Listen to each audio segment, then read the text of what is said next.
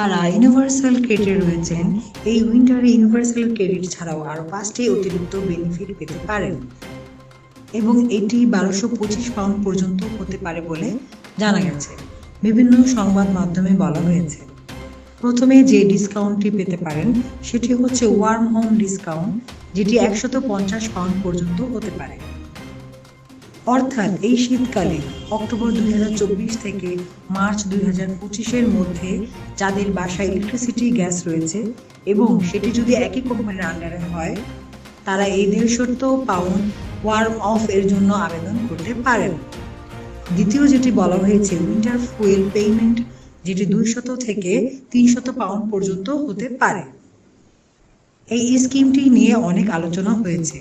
এর মধ্যে আপনারা জানেন, যারা পেনশনে রয়েছেন তারা 10 থেকে 300 পাউন্ড পর্যন্ত ফুয়েল পেমেন্ট পেয়ে থাকেন, অর্থাৎ যাদের বয়স 80 কিংবা তার চেয়েও বেশি।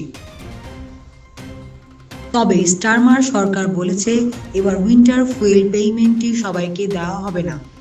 11.5 মিলিয়ন মানুষ উইন্টার ফুয়েল পেমেন্ট পেয়ে থাকে, তবে এই সংখ্যাটি এবার কমে এসেছে 1.5 মিলিয়ন। প্রায় 10 মিলিয়ন মানুষ এইবার আর উইন্টার ফুয়েল পেমেন্ট পাবেন না বলে আলোচনা হচ্ছে, যা দীর্ঘ আলোচনার বিষয় ছিল পার্লামেন্টে।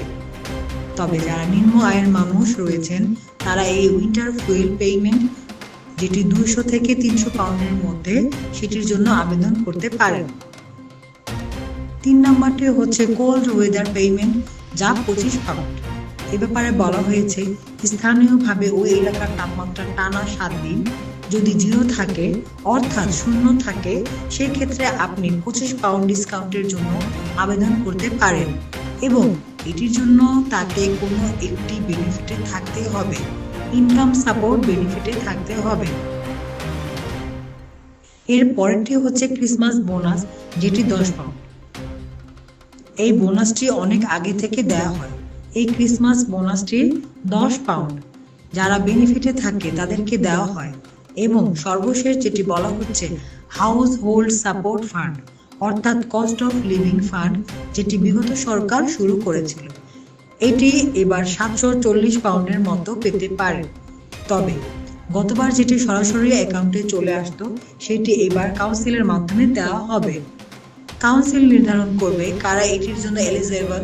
এইবার লোকাল কাউন্সিল থেকেই পেমেন্টটি দেওয়া হবে এবং এটি বলা হচ্ছে অক্টোবর 1, 2024 থেকে মার্চ 31, 2025 পর্যন্ত মধ্যে হাউস সাপোর্টটি পাবেন। হাউস হোল্ড ফান্ড, এটি সরকারের পক্ষ থেকে দেওয়া হবে। পুরোটা হিসাব করলে এই 740 পাউন্ড মিলে মোট 1200 পাউন্ডের মতো হয় এবং এই পেমেন্টটি যারা ইউনিভার্সাল ক্রেডিটের মধ্যে আছেন তারাই পাবেন, কিংবা অন্যান্য বেনিফিটে রয়েছেন তারা এটির জন্য আবেদন করতে পারেন।